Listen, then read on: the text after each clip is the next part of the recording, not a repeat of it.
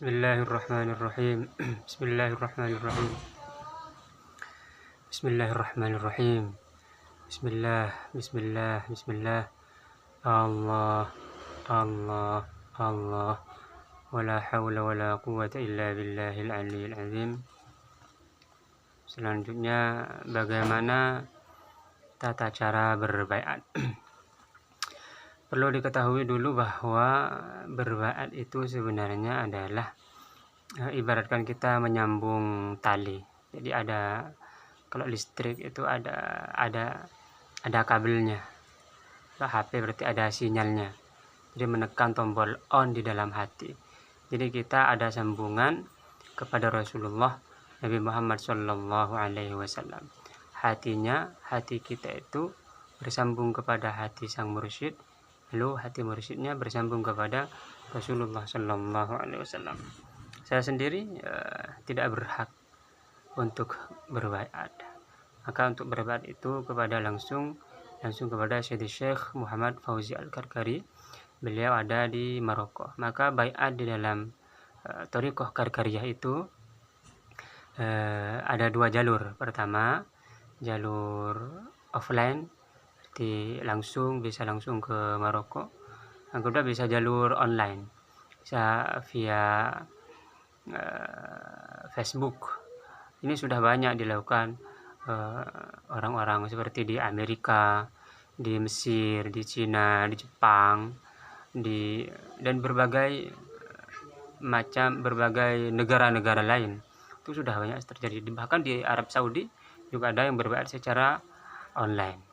Saya juga awalnya berbaiat secara online dan benar-benar melihat cahaya Allah itu. Lalu alhamdulillah Syekh berkunjung ke Indonesia hingga saya bisa berbaiat secara offline. Artinya langsung musafahah, berjabat tangan. Nah, berbaiat itu sebenarnya kita ini berjanji untuk melaksanakan zikir sebenarnya. Jadi makanya ini apakah misalnya ada penipuan misalnya, ini kan kita tidak minta uang, atau ini hanya untuk menjalankan zikir. Jadi kita ini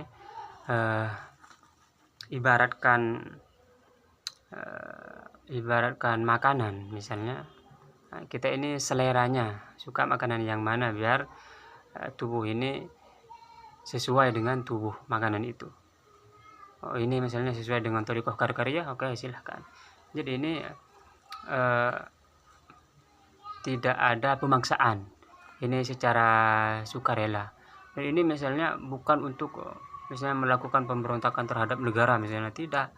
Ini hanya sekedar untuk membersihkan hati, niat untuk menyambungkan hati kepada Allah Subhanahu wa taala melalui Nabi besar Muhammad sallallahu alaihi wasallam, dan sekarang ini melalui Mursyid Thariqah Karkariyah itu Syekh Muhammad Fauzi Al-Karkari, seperti itu.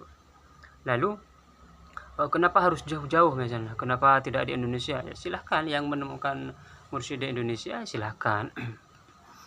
Atau ibarat jodoh misalnya, kalau jodohnya orang Maroko misalnya, atau jodohnya orang Yaman, kita bukan memaksakan, tetapi memang jodohnya gitu. Barangkali berjodoh dengan Thariqah ini untuk membersihkan hati, mendapatkan ketenangan di dalam hatinya, mendapatkan kebahagiaan, keceriaan.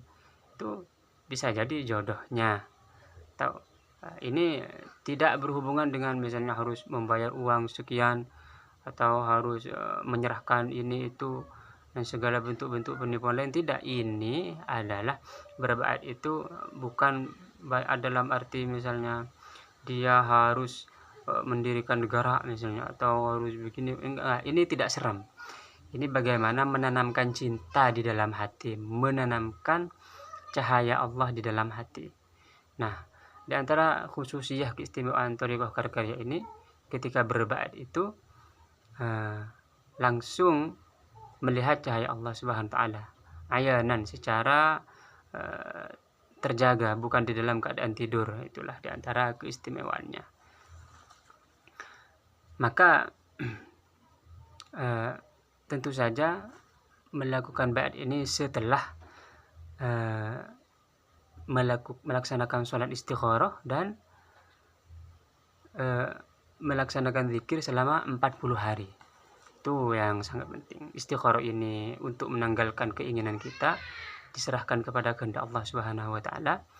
Lalu zikir 40 hari itu menunjukkan misalnya salah satunya apakah kita benar-benar berkeinginan kuat untuk membersihkan hati, membersihkan penyakit-penyakit hati seperti sombong, apa misalnya kita mempunyai masalah hati, dengki, iri hati dan segala macam tentang penyakit-penyakit hati itu.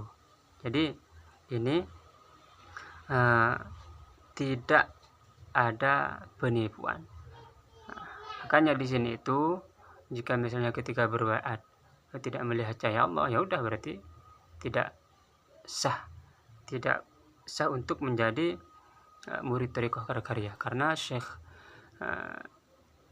Muhammad Fauzi Al-Karkari berkata tariqatuna tariqatul musyahadah, itu Thariqah Karkariyah ini adalah Thariqah musyahadah. Ketika berbaiat langsung musyahadah, melihat cahaya Allah Subhanahu wa taala dalam keadaan terjaga. Jadi di dalam hati itu ketika berbaiat sudah dimasukkan cahaya Allah ke dalam hati. Nah, ketika masuk cahaya Allah dalam hati, maka hati itu yang tadinya misalnya gelap, ketika sudah ada cahaya Allahnya, hati itu menjadi terang benderang karena sudah ada cahayanya. Jadi setelah kita berzikir, terus berzikir, cahaya itu semakin besar, dan setiap kali berzikir itu kita melihat cahaya Allah. Jadi setiap kali berzikir ini macam-macam.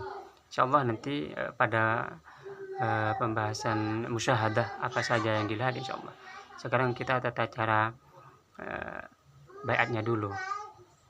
Jadi ketika berbaiat itu harus melihat cahaya Allah. Jika tidak melihat, tidak musyahadah, tidak menyaksikan cahaya Allah di dalam melalui kedua mata hati, kedua mata kita ini, ya kedua mata hati, maka dia tidak diakui sebagai murid Thariqah Karkariyah. Nanti biasanya berbaiat itu setelah mengambil wudu, terus berada di ruangan yang gelap. Diusahakan ruangan yang sangat gelap, tertutup, jadi sendirian. Lalu membuka HP kalau jalur online, membuka HP sudah ada grup tertentu. Nanti Syekh itu membacakan ayat bai'ah. Alladzina yubayyi'unaka innama yubayyi'unallah. Terus ada ayat-ayat yang dibaca Syekh itu. Lalu ketika berbaiat itu si calon murid ini membaca istighfar, astagfirullah, terus seperti itu. Lalu masih ada tahap-tahap selanjutnya, tapi dia di kamar sendirian. Nah, bagaimana nanti dia dalam kamar yang gelap itu dia melihat cahaya Allah. Ini bisa, cara melihat cahaya Allahnya itu bisa ada yang dengan membuka mata, ada yang juga dengan menutup mata. Itu tergantung takdir Allah, takaran kita melihat cahaya Allahnya bagaimana. Intinya bahwa baiat itu adalah hanya untuk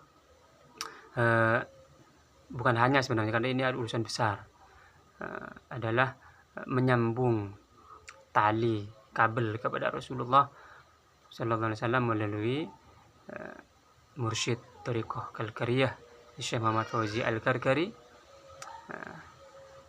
Jadi baiat ini janji setia untuk berzikir, bukan untuk membayar uang atau mendirikan negara atau hal-hal macam yang ada di sebagian orang itu. Kalau sudah dengar baiat seakan-akan harus misalnya disuruh kemana-mana, pokoknya yang negatif itu, misal harus telanjang bulan, enggak ada.